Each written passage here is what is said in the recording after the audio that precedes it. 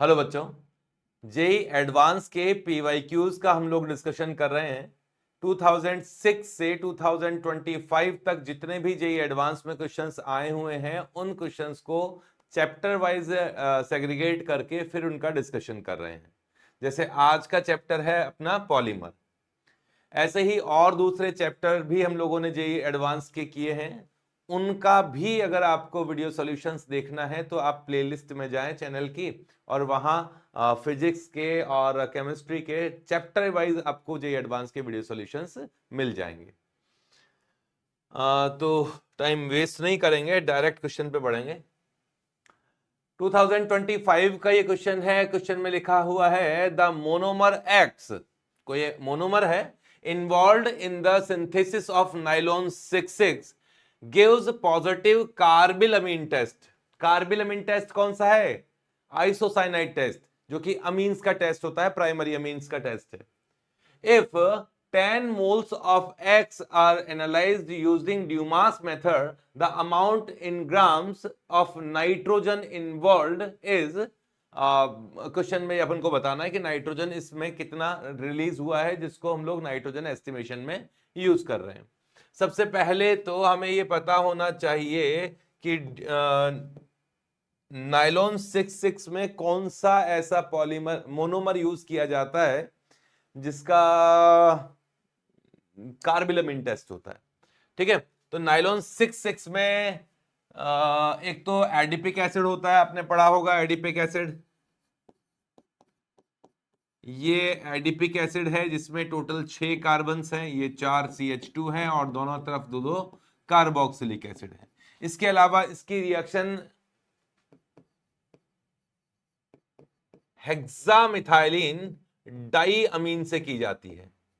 ठीक है ना, नाइलॉन का दोनों मोनोमर है नाइलॉन 66 के, इनमें n नंबर ऑफ मॉलिक्यूल्स इसके, n नंबर ऑफ मॉलिक्यूल्स इसके, इनमें से कुछ H2O के मॉलिक्यूल्स निकलते हैं और कुछ इस तरह का पॉलीमर बनेगा।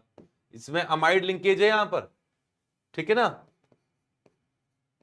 फिर CH2 होल 6 है, ये होल 4 था, और फिर NH और फिर H, और इस तरह का एक पॉलीमर बनता है जिसमें H2O का मॉलिक्यूल्स रिलीज किए जाते हैं। मेथड मतलब मैकेनिज्म में जो कंडीशंस होती है वो आपको पढ़ा रखी है। तो नाइलॉन 66 बनता है जिसमें 6 कार्बन एडिपिक एसिड के और 6 कार्बन हेक्सामिथाइलिन डायमीन के होते हैं। इनमें से ये मोनोमर तो कार्बिलमिन टेस्ट नहीं देगा, एडिपिक एसिड नाम है इसका, और ये हो गया हेक्सा मीथाइलिन डायमीन। इसकी रिएक्शन क्लोरोफॉर्म प्लस बेस के साथ में करा दें तो ये पॉजिटिव टेस्ट देगा, मतलब इसमें आइसोसाइनाइड की स्मेल आएगी।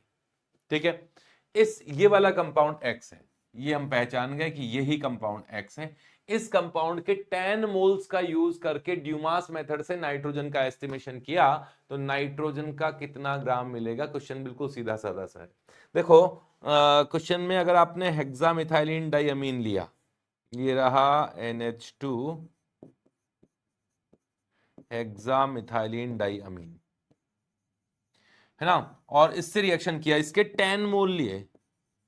हमें पता है ड्यूमास मेथड में उस ऑर्गेनिक कंपाउंड में जितना भी नाइट्रोजन है उसे नाइट्रोजन N2 गैस में रिलीज करवाकर फिर उसका प्रेशर वगैरह कैलकुलेट, वॉल्यूम वगैरह कैलकुलेट किया जाता है। तो यहां पर जितना नाइट्रोजन मिलेगा, बस आपको सीधा सीधा इसका मास पूछा है, बिल्कुल सिंपल सा क्वेश्चन है। जितने नाइट्रोजन एटम्स इस तरफ होंगे उतने नाइट्रोजन एटम इस तरफ होंगे। तो यहां नाइट्रोजन एटम्स जो है 20 मोल से, एक मॉलिक्यूल में 2 एटम्स हैं, तो 20 मोल्स ऑफ नाइट्रोजन एटम इस तरफ है, तो 20 मोल्स ऑफ नाइट्रोजन एटम्स इस तरफ होने चाहिए, मतलब प्रोडक्ट में होने चाहिए। इसका मतलब इसके भी कितने मोल बनेंगे? 10 मोल बनेंगे, क्योंकि N2 है ना। तो एक नाइट्रोजन का मॉलिक्यूलर वेट होता है 14, तो 2 का होगा, इसका मतलब N2 का मॉलिक्यूलर वेट हो गया 28। तो 10 मोल्स का मॉलिक्यूलर वेट कितना हो गया, 10 मोल्स का मास कितना हो गया, 28 इंटू 10, मतलब ये हो गया 280 ग्राम। क्वेश्चन आसान है, चले आगे।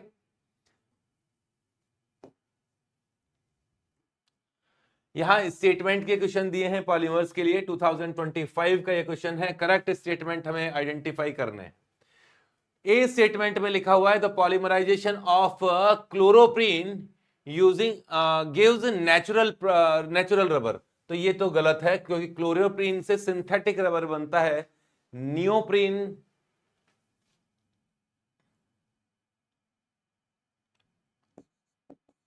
ये तो है क्लोरोप्रीन। अब इसे लिखने की वैसे जरूरत है नहीं यार। क्लोरोप्रीन, क्लोरोप्रीन का पॉलीमराइजेशन करें तो n नंबर ऑफ क्लोरोप्रीन्स के मॉलिक्यूल्स आपस में कंबाइन होते हैं और नियोप्रीन नाम का पॉलीमर बनाते हैं। ये है नियोप्रीन, जो कि ऑल ट्रांस पॉलीक्लोरोप्रीन है, जो कि सिंथेटिक रबर है।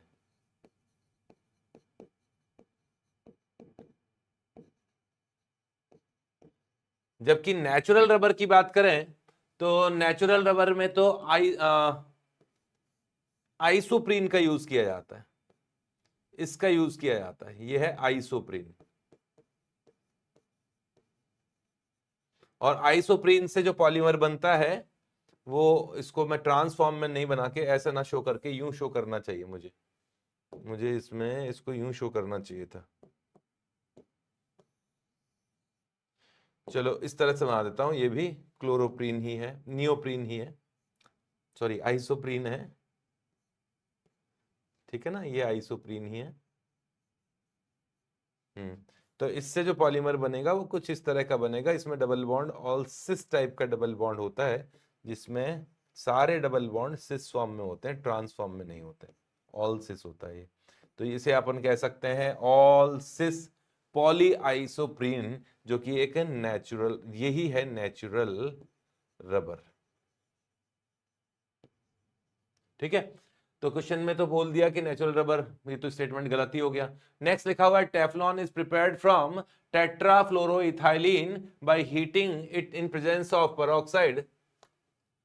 पर सल्फेटिक पेरोक्साइड ही है एज कैटलिस्ट है, हाई प्रेशर। ये बिल्कुल सही स्टेटमेंट है। कैसे?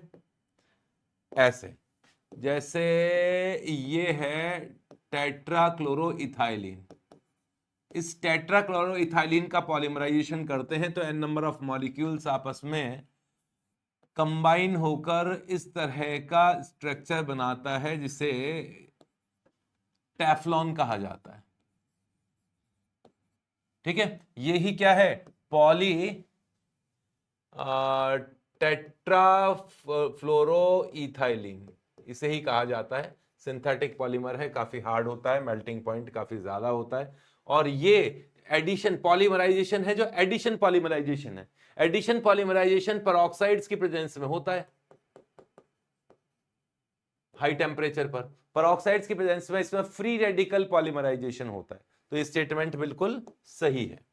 नेक्स्ट बोला गया है कि पीवीसी आर थर्मोप्लास्टिक पॉलीमर, बिल्कुल सही है। थर्मोप्लास्टिक पॉलीमर वो पॉलीमर है जिसे मेल्ट करके आप किसी भी शेप में कन्वर्ट कर सकते हैं। जबकि थर्मोसेटिंग पॉलीमर को एक बार मेल्ट कर दिया तो वो वापस अपनी किसी शेप में, मतलब उसको वापस किसी और दूसरी शेप में नहीं ढाला जा सकता, उसके बीच के बॉन्ड्स जो होते हैं वो बिगड़ जाते हैं। तो ये पीवीसी जो है, पॉली विनाइल क्लोराइड, थर्मोप्लास्टिक होता है, इसे मेल्ट किया जा सकता है और दूसरी शेप भी दी जा सकती है। नेक्स्ट क्वेश्चन में लिखा हुआ है कि ethene at 350 and 570 kelvin temperature and 1000 to 2000 atmosphere pressure in presence of a peroxide initiator yield high density polyethylene. गलत है ये। जो ये कंडीशन दी हुई है उससे लो डेंसिटी पॉलीइथाइलिन बनता है। ठीक है, इथिन को हाई टेम्परेचर पर इतना प्रेशर अगर यूज किया जाए तो उस केस में लो डेंसिटी पॉलीइथाइलिन बनता है। स्टेटमेंट गलत है, क्योंकि अगर आपको हाई डेंसिटी पॉलीइथाइलिन बनाना है तो जिगलर नाटा कैटलिस्ट का यूज करना पड़ेगा। जिगलर नाटा कैटलिस्ट में एक तो होता है टाइटेनियम क्लोराइड होता है, और aluminium ethyl try ethyl aluminium होता है ना, उनका यूज किया जाता है, पर ये तो गलत हो गया। ठीक है, चले आगे।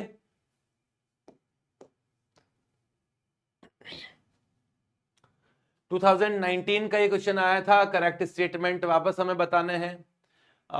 ए तो बता ही दिया है, Teflon is prepared by, same statement है, पर ऑक्साइड कैटलिस्ट है, हाई डेंसिटी हाई प्रेशर के ऊपर, ये स्टेटमेंट सही है। अभी अभी मैंने जैसा कि बताया आपको कि टेट्राफ्लोरोइथाइलिन के n नंबर ऑफ मॉलिक्यूल का पॉलीमराइजेशन किया जाए तो टेफ्लॉन बनता है। ये टेफ्लॉन है, और इसे ही पॉली टेट्राफ्लोरोइथाइलिन कहा जाता है। ठीक है, और क्योंकि ये एडिशन पॉलीमराइजेशन है, तो एडिशन पॉलीमराइजेशन में फ्री रेडिकल एडिशन रिएक्शन का यूज यहां किया जा सकता है, और फ्री रेडिकल के लिए इनिशिएटर पेरोक्साइड्स का यूज किया जाता है। तो ये पेरोक्साइड ही तो है, सल्फाइड, ये पर सल्फेट का मतलब इस तरह का।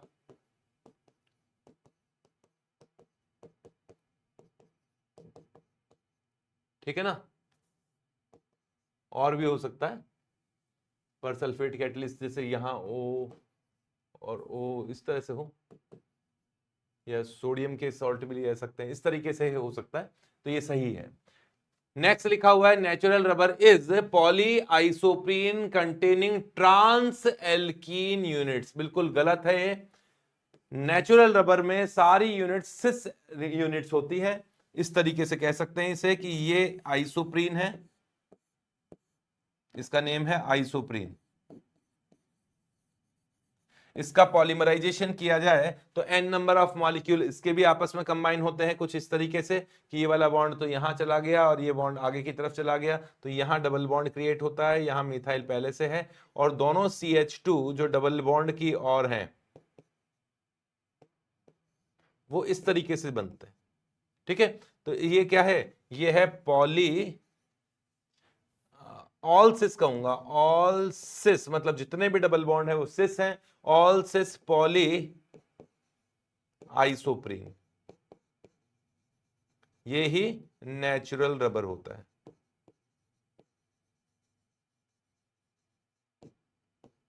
ठीक है, नेक्स्ट लिखा हुआ है नाइलॉन 6 हैज अमाइड लिंकेज, बिल्कुल सही है। नाइलॉन 6 जो है वो अमाइड लिंकेज इसमें होता है, स्ट्रक्चर हम देख सकते हैं इसके, जैसे नाइलॉन 6 बनता किससे है, कैप्रोलैक्टम से बनता है, ये वाला होगा, या फिर इस तरह का कार्बोक्सिलिक एसिड है, 1 2 3 4 5। ठीक है, इनका पॉलीमराइजेशन किया जाए n नंबर ऑफ मॉलिक्यूल्स का, तो यहां से कार्बोक्सिलिक एसिड और अमाइड बॉन्ड आपस में रिएक्शन करते हैं और पॉली अमाइड बनता है इस तरह से।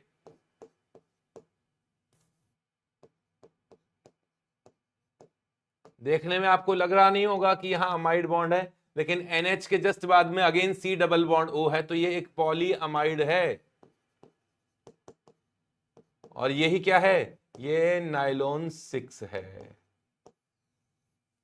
ठीक है, तो पॉलीअमाइड के बॉन्ड काफी स्ट्रांग होते हैं इसमें, तो स्टेटमेंट ये सही हो गया। नेक्स्ट लिखा हुआ है कि cellulose has only alpha D glucose unit, ये गलत है।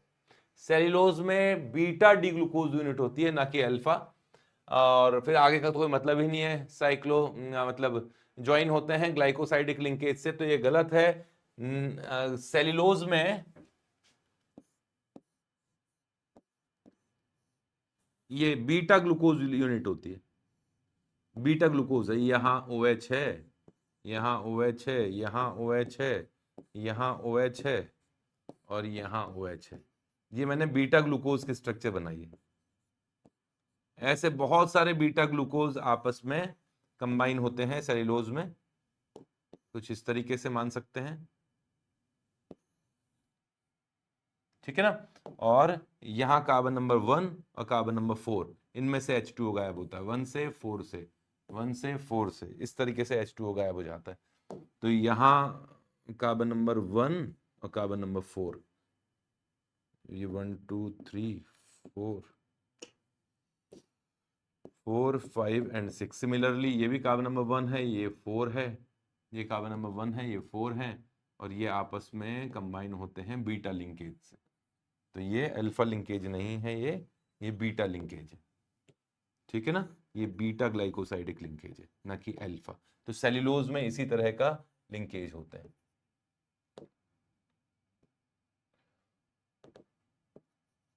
क्या यार, ठीक है। जबकि अल्फा लिंकेज की बात करें तो स्टार्च में अल्फा लिंकेज होते हैं ग्लूकोज यूनिट्स के। तो स्टेटमेंट इसका ये डी वाला गलत हो गया। चले आगे।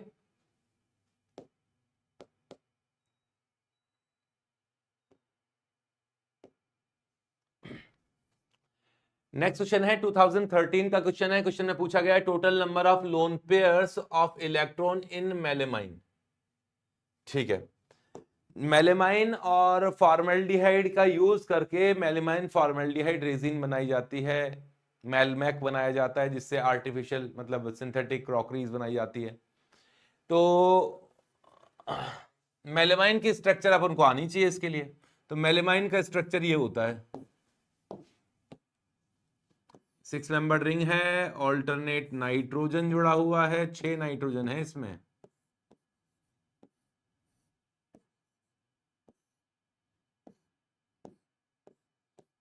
ये स्ट्रक्चर है मेलामाइन की।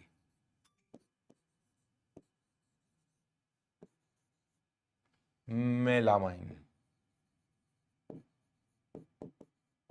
ठीक है। अब हर नाइट्रोजन पर एक लोन पेयर होगा इसमें, तो अब क्या ही सोचना है। तो लोन पेयर्स कितने हैं टोटल इसमें? लोन पेयर ऑफ इलेक्ट्रॉन नहीं पूछा, लोन पेयर्स पूछा है। तो लोन पेयर्स तो इस पे 6 है। इसकी रिएक्शन फिर फॉर्मेल्डिहाइड से की जाती है, फिर जो प्रोडक्ट बनता है उसका पॉलीमराइजेशन किया जाता है, तो मेलमैक नाम का पॉलीमर बनता है, आर्टिफिशियल क्रॉकरीज वगैरह इससे बनाई जाती है। ठीक है, चले आगे।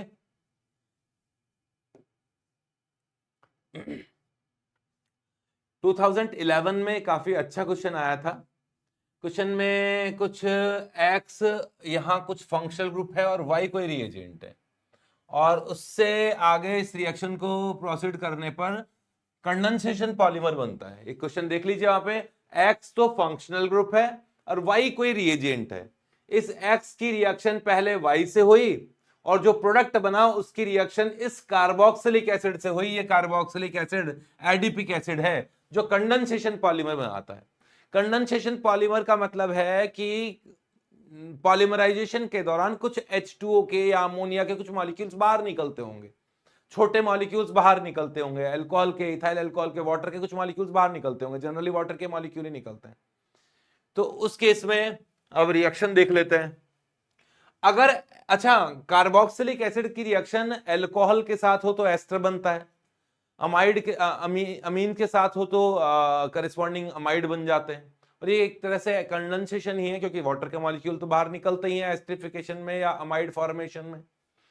अगर मैं इस X को एस्टर कर देता हूं, अगर ये X ए ऑप्शन के लिए देखें कि एस्टर है यहां, तो एस्टर का फिर हाइड्रोजनेशन किया निकल के प्रेजेंस में, तो एस्टर का हाइड्रोजनेशन होता ही नहीं है।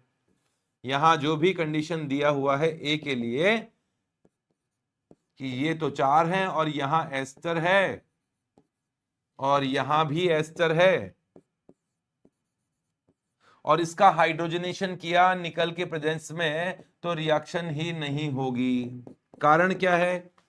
कारण यह है कि हाइड्रोजनेशन एस्टर का नहीं होता है, अमाइड का नहीं होता है, कार्बोक्सिलिक एसिड का नहीं होता है, एनहाइड्राइड का नहीं होता है नॉर्मल कंडीशंस में। तो स्पेसिफिक कंडीशन में हाई टेम्परेचर हाई प्रेशर वगैरह कर दें, कोई स्पेशल केस हो तब तो हो जाता है, वरना नॉर्मल केस में हम लोग हाइड्रोजनेशन नहीं करते हैं। तो एस्टर का हाइड्रोजनेशन नहीं किया ना, अमाइड का भी हाइड्रोजनेशन नहीं करना। तो जब हाइड्रोजनेशन नहीं होगा तो ये एल्कोहल बनेगा ही कैसे?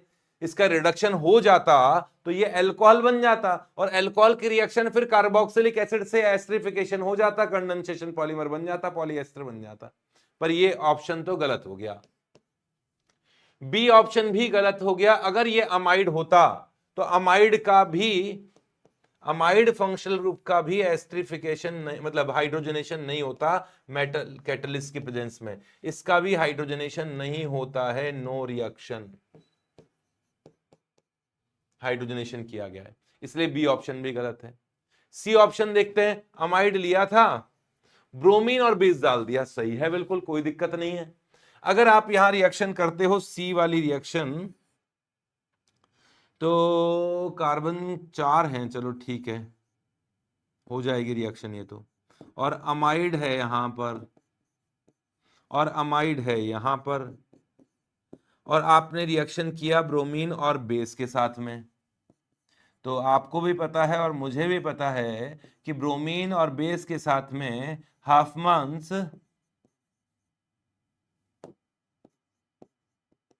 ब्रोमेमाइड रिएक्शन होती है, ब्रोमेमाइड डिग्रेडेशन रिएक्शन होती है, कार्बन बाहर निकलता है, कार्बन बाहर निकलेगा तो करस्पॉन्डिंग अमीन बनता है, ठीक है, कोई दिक्कत नहीं है, अमीन बन जाएगा। इसका पॉलीमराइजेशन क्या इस एडिपिक एसिड के साथ हो सकता है क्या? बिल्कुल हो सकता है, क्योंकि कार्बोक्सिलिक एसिड की रिएक्शन अगर आप सुटेबल कंडीशन में अमीन से कराएंगे तो ये रिएक्शन होगी और पॉलीअमाइड बनेगा। अब पॉलीअमाइड में यहां बना देता हूं, बड़ा सा बनेगा स्ट्रक्चर कि यहां NH2 है, CH2 है, n नंबर ऑफ मॉलिक्यूल इसके, n नंबर ऑफ मॉलिक्यूल इसके 4, फिर NH ने इस कार्बोक्सिलिक एसिड से रिएक्शन किया और फिर इस कार्बोक्सिलिक एसिड ने आगे रिएक्शन किया, और ये एक बड़ा सा पॉलीमर है जिसमें से NH2 को मैंने बाहर किया है,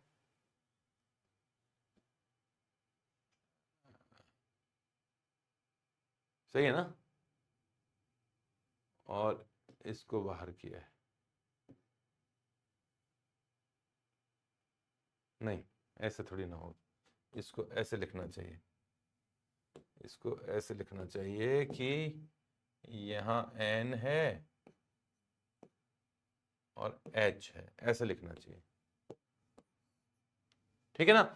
NH फिर से इस तरीके से आपस में कंबाइन होगा, पॉलीअमाइड बनेगा,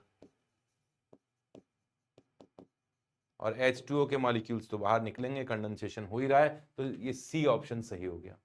डी ऑप्शन देखो, साइनाइड होता तो हाइड्रोजनेशन बिल्कुल हो जाता, कोई दिक्कत नहीं, आराम से रिएक्शन हो जाती। अगर यहां साइनाइड होता तो बस ये है, कार्बन बढ़ जाते। तो डी ऑप्शन में X इक्वल्स टू अगर साइनाइड ले लें तो ये CH2 4 दिया हुआ था, तो कोई बात नहीं है, हाइड्रोजनेशन साइनाइड का हो जाता है, मेटल कैटालिटिक हाइड्रोजनेशन, और यहां साइनाइड के हाइड्रोजनेशन से ये कार्बन भी CH2NH2 बनता, ये कार्बन भी CH2NH2 बनता, तो यहां हेक्सामिथाइलिन डाइअमीन बनेगा, 6 कार्बन हो जाएंगे। रिएक्शन तो समझ में आई गई होगी, लिखने में मुझे जरूर टाइम लग रहा है, और इसकी रिएक्शन जब आप एडिपिक एसिड से कराओगे तो नाइलॉन 6 बनेगा,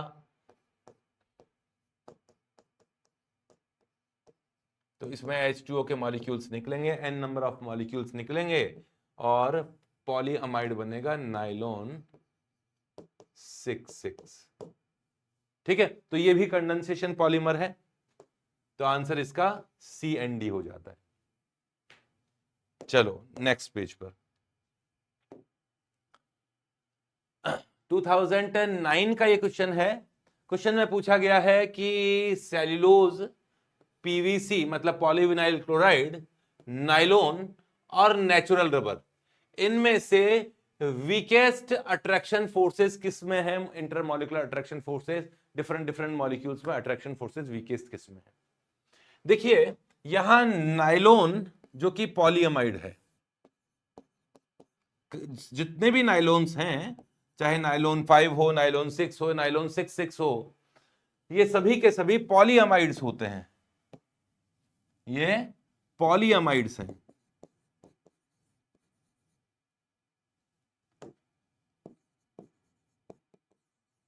पॉलीअमाइड्स फाइबर्स, आपने पढ़ा होगा कि फाइबर में लिंकेज जो होते हैं, इंटरमॉलिक्यूलर लिंकेज सबसे अच्छे होते हैं। नायलॉन जो होते हैं वो फाइबर टाइप के ही स्ट्रक्चर्स रखते हैं, क्योंकि नायलॉन एक पॉलीअमाइड है। पॉलीअमाइड का स्ट्रक्चर आप समझें, कुछ इस तरह का स्ट्रक्चर है, इस तरह का स्ट्रक्चर है नायलॉन के अंदर। ये अमाइड बॉन्ड है और इस चेन बढ़ रही है आगे की तरफ, ठीक है। ये कार्बोक्सिल, ये C डबल बॉन्ड O का लोन पेयर और नाइट्रोजन का H आपस में H बॉन्डिंग भी करते हैं, और इनमें पोलैरिटी भी काफी अच्छी होती है। ये माइनस है और यहां प्लस है, तो ये अच्छा खासा पोलैरिटी रखते हैं, अच्छा खासा हाइड्रोजन बॉन्डिंग रखते हैं मॉलिक्यूल्स के बीच में, इसलिए नायलॉन्स में ये बॉन्ड्स जो होते हैं वो काफी स्ट्रांग होते हैं, ठीक है। इसके बाद में बात करें तो सेल्यूलोज,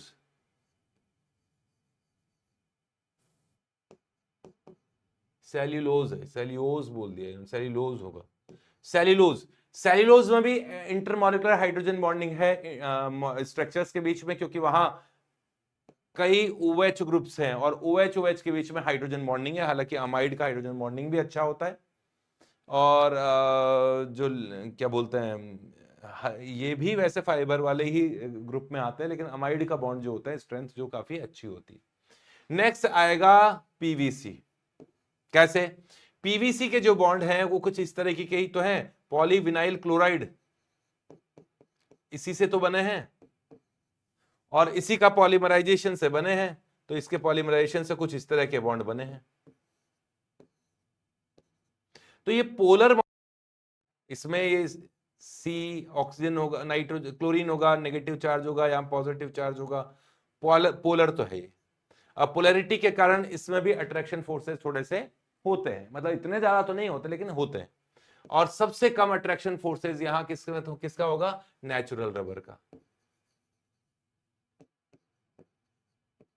हाइड्रोकार्बन ही तो है भाई, नेचुरल रबर का स्ट्रक्चर होगा कैसा?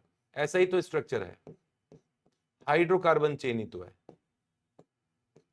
इतनी ज्यादा कोई पोलैरिटी भी नहीं है, और आपको तो पता ही है वीक होते हैं, और वल्कनाइजेशन करके इसकी स्ट्रेंथ बढ़ाई जाती है, ड्यूरेबिलिटी बढ़ाई जाती है, ठीक है। तो वीकेस्ट तो किस में होगा? नेचुरल रबर में होगा। चले आगे।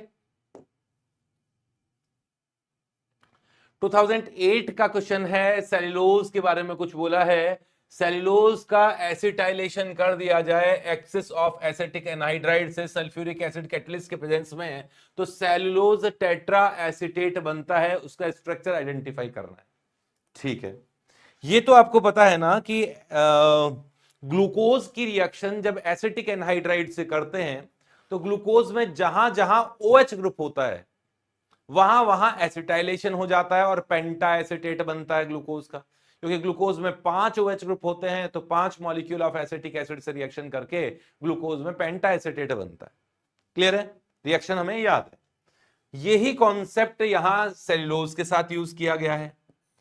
सेल्यूलोज एक पॉलीमर है बीटा ग्लूकोज का, ये जो बीटा ग्लूकोज है उसी का तो पॉलीमर है, ठीक है। कार्बन नंबर 1 है, 2 है, 3 है, 4 है, 5 है और 6 है। यहां कार्बन नंबर 1 पर OH ऊपर है, ये मैंने बीटा ग्लूकोज का स्ट्रक्चर याद कर रखा है, ये बीटा ग्लूकोज है, ठीक है। इसकी रिएक्शन एसिटिक एनहाइड्राइड से करोगे तो यहां पर एसिटिक एसिटेट बनेगा, यहां पर इस जगह और इस जगह 5 जगह बनेगा। लेकिन सेल्यूलोज के एक मॉलिक्यूल में 5 OH फ्री नहीं होते, क्योंकि सेल्यूलोज तो आपस में पॉलीमराइजेशन करता है बीटा ग्लूकोज के, तो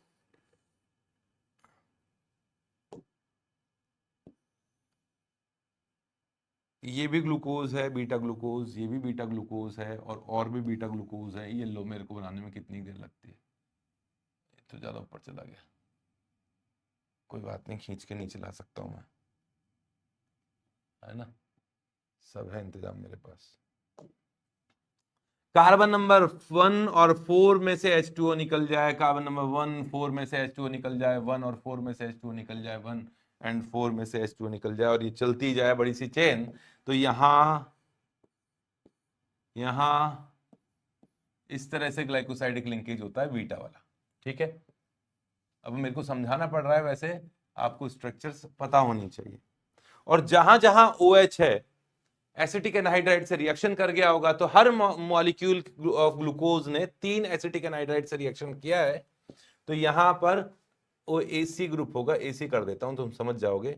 OAC तो 3 होगा, तो ट्राई एसिटेट है, बिल्कुल सही है। इसके बारे में तो पूछा भी नहीं है क्वेश्चन में, उसने तो बोला कि पहचानो कौन है। ठीक है ना, पहचानो, तो पहचानना आप कोई बड़ी बात नहीं है, तुम ये पहचान लो बस कि कार्बन नंबर 1 का OH किस साइड में होता है। तो याद रखिए कार्बन नंबर 1 का OH ऊपर की तरफ होता है ना। ग्लूकोज का स्ट्रक्चर याद होना चाहिए, ये ऊपर है, फिर ये नीचे, ये ऊपर, ये नीचे, ये ऊपर, इस तरीके से होता है। तो स्ट्रक्चर अब आप देखते हैं, बीटा लिंकेज है यहाँ, ये जी ये बीटा लिंकेज है, ये वाला बीटा लिंकेज है, ये बीटा लिंकेज है, ऊपर दिया हुआ है ना बीटा लिंकेज है। ठीक है, बीटा लिंकेज है, दिख रहा है आपको, ध्यान से देखो, ये बीटा लिंकेज है। और 3 एसिटेट दिया हुआ है, मैंने अभी ग्लूकोज को बताया था कि ये OH ऊपर होता है, तो ये OH नीचे था, ये OH ऊपर था, ये OH नीचे था, ये OH ऊपर था, तो बिल्कुल सही दिया हुआ है, आंसर ये हो गया। इसमें भी बीटा लिंकेज है, आप ध्यान से देखो, बीटा लिंकेज है, लेकिन यहाँ OH कैसे फ्री छोड़ दिया एक कार्बन पे, ट्राई एसिटेट कहाँ है, ये तो सिंगल ही एसिटेट है, 2 OH कैसे रह गए, हर जगह 2 OH छोड़ दिए, तो ट्राई एसिटेट बोला है ना, ग्लूकोज का ट्राई एसिटेट, हर जगह ट्राई एसिटेट होगा। ये तो अल्फा लिंकेज है, आपको दिखाई दे रहा है, तो अल्फा लिंकेज तो स्टार्च में होता है, ग्लूकोज में नहीं होता है। ये भी अल्फा लिंकेज है, तो ये भी गलत हो गया, आंसर इसका ए हो गया। चले आगे।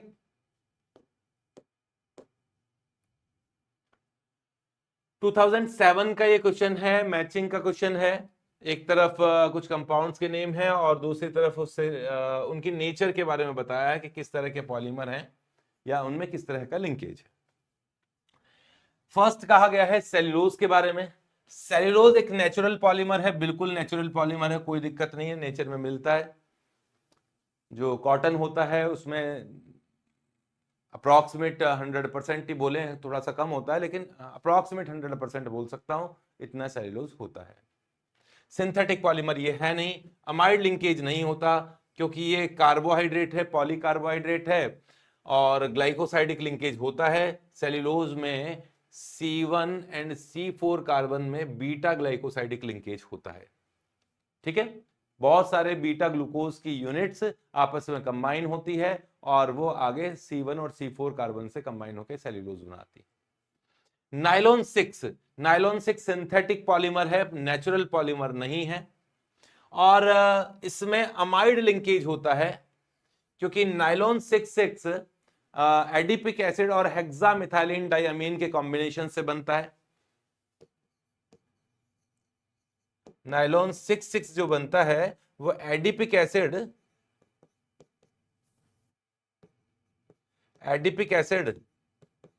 मुझे बनाना तो ऐसा नहीं चाहिए, पर दिल है कि मानता नहीं। ये एडिपिक एसिड है और ये हेक्सामिथाइलिन डाइअमीन है, इनके कॉम्बिनेशन से बनता। तो ये H2O निकल जाएगा यहां से, फिर आगे से H2O निकल जाएगा, ये पीछे से H2O निकल जाएगा इसमें, और इस तरह का लिंकेज बनेगा। ऐसे चलता ही जाएगा, चलता ही जाएगा, चलता ही जाएगा, आगे की तरफ, आगे की तरफ, आगे की तरफ। तो ये पॉलीअमाइड टाइप का बॉन्ड है, पॉलीअमाइड। ठीक है, ये पॉलीअमाइड टाइप का होता है, तो ये हो गया। नेक्स्ट है प्रोटीन्स। प्रोटीन्स नेचुरल पॉलीमर है, इसमें क्या सोचना है, नेचर में मिलती है। लो, प्रोटीन्स तो नेचुरल पॉलीमर है, सिंथेटिक पॉलीमर नहीं है। किसकी पॉलीमर है, प्रोटीन्स में क्या होता है, अमीनो एसिड्स होते हैं। अमीनो एसिड्स लगातार जुड़ते जाते हैं, जुड़ते जाते हैं, पेप्टाइड बॉन्ड से जुड़ते जाते हैं, और पेप्टाइड बॉन्ड का नेचर सेकेंडरी अमाइड बॉन्ड ही होता है। तो पेप्टाइड जो होते हैं वो पॉलीपेप्टाइड ही है प्रोटीन्स। तो पेप्टाइड बॉन्ड में भी इस तरह का लिंकेज होता है, इसी तरह का लिंकेज होता है। ठीक है, पेप्टाइड बॉन्ड में भी इसी तरह का लिंकेज है, मैं पूरा बना नहीं रहा हूं इसमें।